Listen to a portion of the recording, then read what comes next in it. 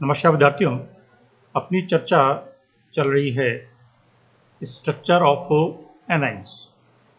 कुछ एक विशेष एनाइंस के स्ट्रक्चर और उनके ऊपर पाए जाने वाले फॉर्मल चार्ज की कैलकुलेशन, इसके बारे में डिस्कशन चल रहा है। पिछले दो वीडियोस में हम लोग कार्बोनेट और सल्फेट आयन के स्ट्रक्चर और फॉर्मल चार्ज की कैलकुलेशन देख चुके हैं। उसी के कंटिन्यूशन में नेक्स्ट इंपॉर्टेंट एनायन आता है नाइट्रेट। नाइट्रेट NO3 आप लोग जानते होंगे, एक NO2 होता है जिसे कि हम नाइट्राइट कहते हैं, और नाइट्रेट NO3। इसके ऊपर एक नेगेटिव फॉर्मल चार्ज है। ये आप देखें, ये -1, इसे हम फॉर्मल चार्ज कहते हैं। ये 1 है। तो नाइट्रेट में एक नाइट्रोजन का एटम, 3 ऑक्सीजन के एटम, यानी टोटल 4 एटम्स है, और उस पर एक नेगेटिव फॉर्मल चार्ज। स्ट्रक्चर की यदि हम बात करें तो उसको हम जैसे CO3 का लिखते हैं, उसी तरीके से NO3 का भी लिख सकते हैं। यदि आप कंपेयर करेंगे तो NO3 और CO3 का स्ट्रक्चर आपको एक जैसा सा मिलेगा। अंतर क्या होगा कि वहां पर जो सेंट्रल एटम कार्बन था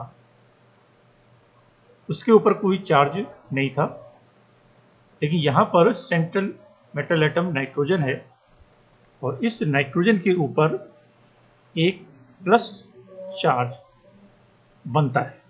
कैसे बनता है वो भी अपन देखेंगे। तो एक नाइट्रोजन जिस पर प्लस चार्ज फॉर्मल, 2 ऑक्सीजन के एटम्स, इन दोनों पर -1 और -1 चार्ज, और एक ऑक्सीजन जो कि डबल बॉन्ड से अटैच्ड है, इसके ऊपर कोई चार्ज नहीं। तो टोटल इसके ऊपर -1 चार्ज बन जाता है।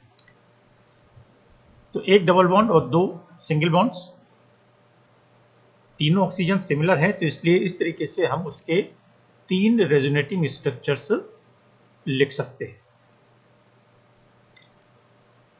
ठीक है, और इसके ऊपर हम एक को माइनस का चार्ज लगा देंगे।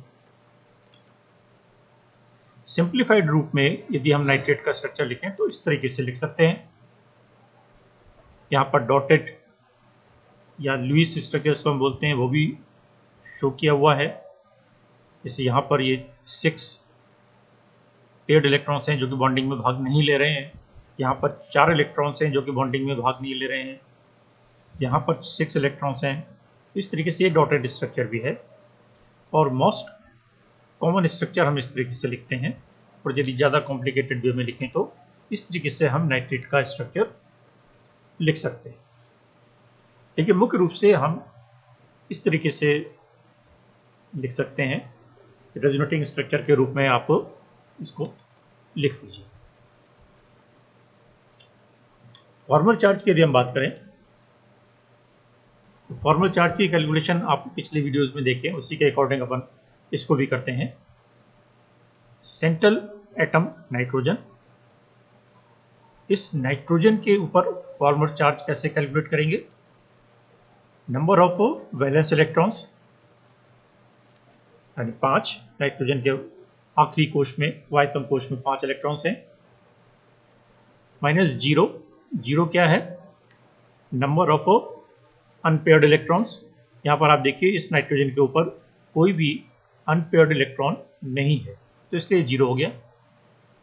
Minus number of paired electrons, जो कि यहाँ पर देखिए 2 हैं, यहाँ पे 2 हैं 4, और यहाँ पे 4 हैं 8, तो 8 पेयर्ड इलेक्ट्रॉन्स हो गए। तो 8/2 यानी कि 4, तो 5 - 0 - 4 बराबर +1।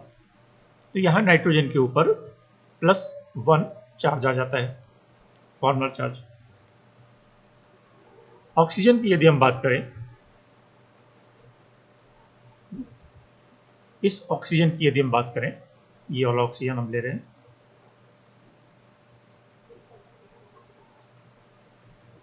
तो ऑक्सीजन के वायतम कोश में 6 electrons, number of unpaired electrons 6, 2 तो 4 तो 6, पेयर्ड इलेक्ट्रॉन्स 2 तो 2/2 यानी -1, तो 6 - 6 दैट इज 0 -1 इक्वल टू -1। ठीक है। इसी तरीके से ये जो दूसरा एटम है ऑक्सीजन का, इसके ऊपर भी -1 चार्ज आएगा, यानी इसके ऊपर -1 चार्ज कैलकुलेट होगा, इसके ऊपर -1 चार्ज कैलकुलेट होगा, जो कि सिंगल बॉन्ड से अटैच्ड ऑक्सीजन एटम से। और इस ऑक्सीजन एटम की यदि हम बात करें जो कि डबल बॉन्ड से जुड़ा हुआ है नाइट्रोजन से, तो इसके वैलेंस शेल में 6 electrons. Number of unpaired electrons यहाँ पे देखिए 4, 2 ये और 2 ये, और नंबर ऑफ पेयर्ड इलेक्ट्रॉन्स 4, तो 4/2 बराबर 2, तो 6 - 4 - 2, 6 - 6 दैट इज इक्वल टू 0। तो इस तरीके से हमने चारों एटम्स पर फॉर्मल चार्ज कैलकुलेट किया है।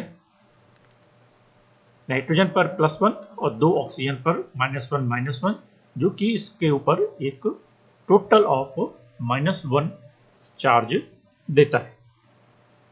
तो इस तरीके से नाइट्रेट आयन के ऊपर -1 फॉर्मल चार्ज होता है।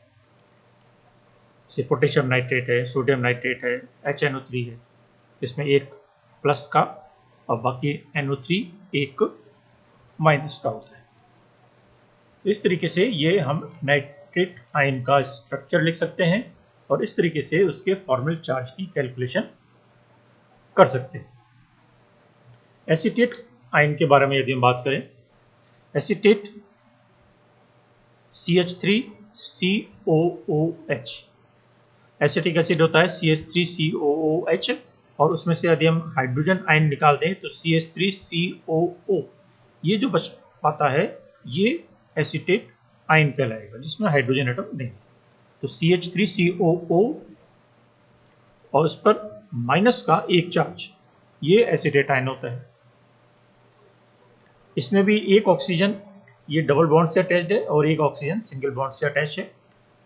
तो इसको भी हम रेजोनेटिंग स्ट्रक्चर के रूप में लिख सकते हैं। तो इस तरीके से हम एसीटेट आयन का रेजोनेटिंग स्ट्रक्चर लिखते हैं। और डीलोकलाइजेशन के रूप में यदि हम लिखें तो इस तरीके से डॉटेड लाइन लगाकर लिख सकते हैं, जैसे बेंजीन की संरचना में लिखते हैं। और पार्शियल नेगेटिव चार्ज इस ऑक्सीजन पर और पार्शियल नेगेटिव चार्ज यानी आधा आधा नेगेटिव चार्ज दोनों ऑक्सीजन एटम्स के ऊपर मान सकते हैं। तो ये इस तरीके से CH3COO नेगेटिव यानी एसीटेट आयन की संरचना बन जाती है। इसमें देखिए एसीटेट आयन में ये जो एक कार्बन का एटम है जो कि 3 हाइड्रोजन एटम्स के साथ जुड़ा हुआ है, और इधर की तरफ एक कार्बन एटम के साथ जुड़ा हुआ है, यानी 4 सिंगल बॉन्ड के साथ जुड़ा हुआ है। तो ये कार्बन एटम हमारा sp3 हाइब्रिडाइज्ड कार्बन एटम कहलाता है। हाइब्रिडाइजेशन आप लोगों ने पढ़ा होगा, उसमें से ये sp3 सबसे कॉमन है, आसान है।